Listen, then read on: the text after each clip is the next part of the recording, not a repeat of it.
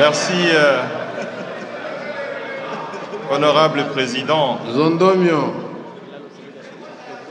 Honorable président, honorable membre du bureau, j'interviens pour pouvoir apporter une observation constructive parce que à la page 8, les observations que nous avons soulevées en rapport avec le cadre macroéconomique nécessitent d'être appuyées.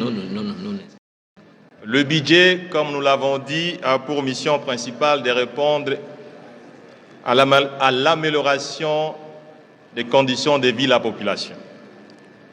Avec un taux de croissance économique de 5,7%, un taux de croissance économique nominal, honorable président, vous êtes économiste, professeur d'université, nous avons un taux de croissance démographique, c'est-à-dire l'accroissement des bouches à nourrir, de 3,5%. Ceci nous donne un solde des taux de croissance par habitant de 2,2%. Honorable président, si vous regardez les taux d'inflation fin période qui est repris sur le cadrage macroéconomique, nous avons un taux d'inflation fin période de 9,2%. En d'autres termes, honorable président, le taux de croissance économique réel par habitant est négatif. C'est-à-dire, au terme de l'exercice budgétaire 2025, la République démocratique du Congo va constater l'appauvrissement de sa population. Voilà pourquoi, honorable président, j'étais intervenu pour soulever la question de la cohérence et de la philosophie du budget. Parce que, je l'avais dit, ce budget est appauvrissant. Parce qu'au terme de son exécution, conformément au cadre macroéconomique que nous venons de retenir ou que la Commission nous a proposé de retenir, la RDC va s'enfoncer dans la pauvreté. C'est-à-dire, les taux de croissance, les taux de pauvreté qui se situent aujourd'hui à 83,3% pourraient se situer à fin décembre 2025 à près de 90%. Honorable président, honorable membre du bureau, distingués collègues, ce ne sont que des chiffres que je suis obligé de porter à votre connaissance. Nous allons pouvoir adopter un budget ici qui va appauvrir l'ensemble de la population. Le budget est là. Deuxième observation, honorable président. Proposition, voilà. Il est souhaitable, honorable président, que la Commission recommande, je l'ai dit ici, des réformes. Les réformes sont celles qui portent la croissance.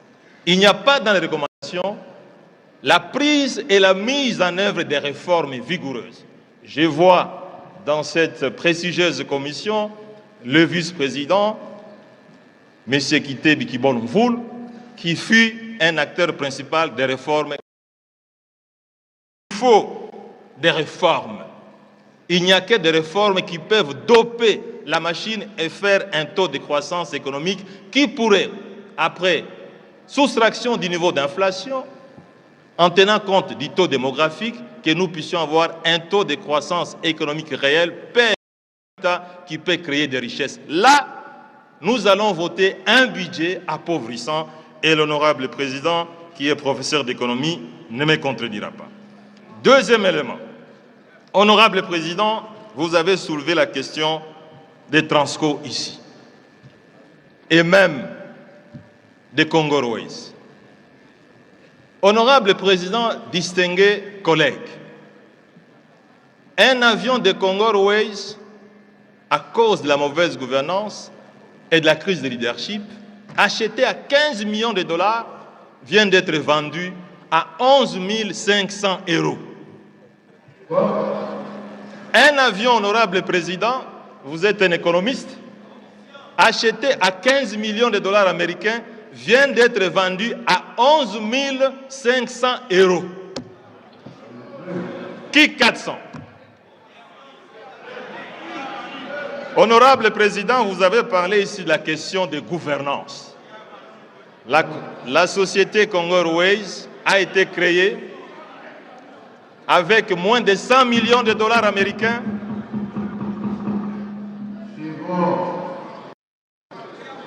Honorable Président, honorable membre du bureau, estimés collègues, la société Congo Airways a été créée avec moins de 100 millions de dollars américains. Aujourd'hui, elle a des dettes de plus de 100 millions de dollars américains. 2 avions Airbus achetés chacun à 25 millions de dollars américains. Ces 2 avions sont cloués au sol et on préfère, honorable Président, parce que vous avez soulevé la question de gouvernance, on préfère louer des avions dont chacun coûte à la République 500 000 dollars américains par mois. Ça veut dire, si vous avez 2 avions, 1 million de dollars américains par mois, c'est-à-dire, au terme de l'année, 12 millions de dollars américains, c'est-à-dire, au terme de 2 ans, on aurait dépensé l'argent pour acheter un avion. Honorable Président, estimés collègues, comment peut-on faire entrer des Congolais dans un avion des compagnies nationales où même certaines hôtesses ne savent pas parler la langue française, et quelqu'un comme ma mère qui ne sait pas parler français, comment elle va demander de l'eau à l'hôtesse de l'air? En Swahili. Mais l'hôtesse ne connaît pas les Swahili. Pour terminer, honorable Président, la question des transports Transco dont vous avez parlé. La recommandation sur cette question, honorable Président, c'est que la compagnie Congo Airways, dans les recommandations, puisse retrouver ses avions. Au lieu de louer les avions, qu'on puisse sortir de l'argent pour pouvoir entretenir les 2 moteurs. Les 2 avions sont en bon état. Il est question d'entretenir les moteurs uniquement. Pour terminer, honorable Président, s'agissant de la compagnie Transco, qui a commencé avec 500 bus Mercedes neufs, financés sur fonds propres. Aujourd'hui, honorable Président, cette compagnie n'a que 50 bus. La conséquence, c'est que les motos circulent en lieu et place de bus. Et nous avons, honorable Président, distingués collègues, plus de 3 millions de motos dans cette ville contre 1 million de véhicules. C'est-à-dire, vous êtes dans votre véhicule, vous avez 3 motos qui vous circulent. Finalement, nous avons dans cette ville l'embouteillage des motos et non pas l'embouteillage des véhicules. La conséquence, honorable Président, si nous ne faisons pas gare, dans 2 ans, 3 ans, même si vous avez des gyrophares, vous ne saurez plus circuler, honorable Président, parce que c'est déjà le cas. La recommandation, honorable Président, c'est celle que vous avez dit. Il faut améliorer les voies de circulation, mais il faut restituer Transco et il faut restituer l'esprit de vie. Le gouvernement congolais a acheté dans cette ville des bus qui ont été donnés au secteur privé. Le ministre Kitebi, ancien ministre des Finances, est si présent. Il a été aux manœuvres. Tous ces bus, on a de 500 bus auxquels on a ajouté 250 bus parce qu'il n'y a pas eu de leadership, parce qu'il n'y a pas eu de gouvernance. Aujourd'hui, ces bus esprits de vie sont devenus esprits de mort. La recommandation, honorable Président, que le budget actuel puisse tenir compte de ces programmes qui étaient très, très productifs et très encourageants. Merci. Merci, honorable. Merci beaucoup, honorable.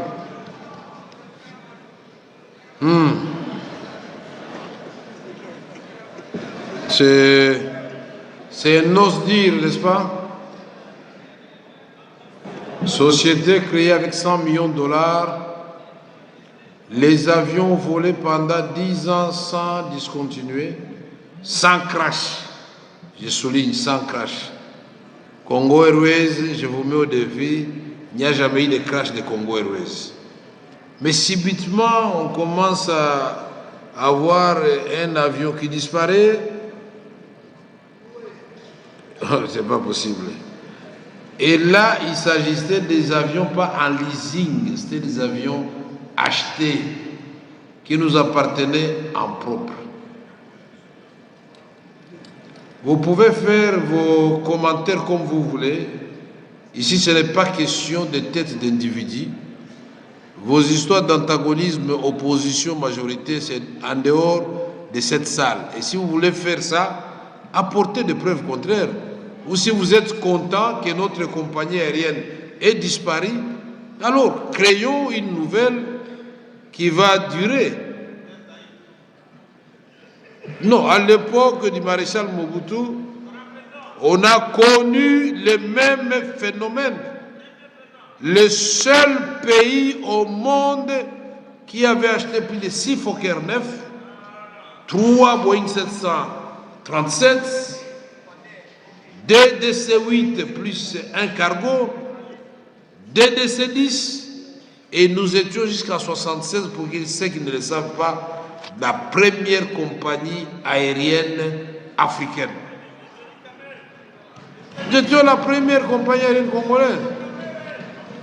Alors, quand on a commencé à embrouiller le maréchal Mobutu par des petits flatteurs, oh mokonzingai nomengai erzaï na kotambusa malamu wana kuna ke abomi.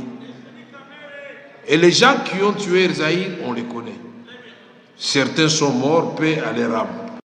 Le président de la République qui a tué ça. Maintenant, on vous crée Congo Airways. C'est parti comme ça. Et sans savoir que l'AC doit un passif incroyable. Mais en même temps, nous avons un portefeuille important. Nous avons des lignes non exploitées qui coûtent plus de 200 millions de dollars américains. Je m'y connais quand même en matière de navigation aérienne. Est-ce que vous savez la ligne qu'on avait vendue à l'époque Londres, on avait vendu à Panama, Londres, New York. Aujourd'hui, si vous demandez aux compagnies aériennes qui ont en propre ces lignes-là, c'est que ça coûte. Or, Air Zaïre, ici, toute la côtière, ici, nous avons des lignes qui sont exploitées par Askai, Air Ivoire et les autres. À l'époque, Air Zaïre partait de Kinshasa, faisait Accra, partout là-bas, et revenait tranquille, les Andes à Lomé, et les gens rentraient à Kinshasa. Vous avez oublié cela? À l'époque, on partait de Kinshasa, Isangani, Buta, Giro, on tourne Bunia, Goma, et puis on revient à Kinshasa. Pendant ce temps, il y a un autre Fokker qui prend Kananga Kindu, et puis non, c'était incroyable. L'Odja était desservie à l'époque. Maintenant, vous voulez aller à l'Odja, faites un effort. Ikela était servi à l'époque. Moi, je parle des choses que j'ai vécues, puisque à la Cadeco, d'ailleurs, Batata lui-même, c'était le fils Cadeco. À la Cadeco, pour les vacances, on vous donnait les billets, on vous donnait les frais de vacances pour divertir les enfants.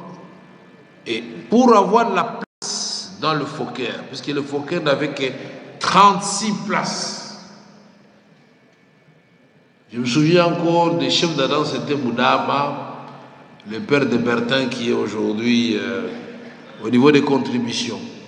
Avoir, puisque nous étions une famille nombreuse, à ce moment-là, nous étions encore dans la petite Élise éternelle, Didier, mais il y avait 3 enfants, 2 enfants qui sont allés naître à Kikwit. Donc nous étions 9. plus les 4 cousins qui habitaient à la maison, plus bon, ça, famille nombreuse. On prenait plus de la moitié de ce Fokker-là pour aller en vacances. Mais aujourd'hui, voilà un marché ouvert. Et quand les privés veulent y investir, s'ils sont congolais, ils ont des problèmes. Mais s'ils sont étrangers, ils sont favorisés. Mais nous sommes dans quel pays?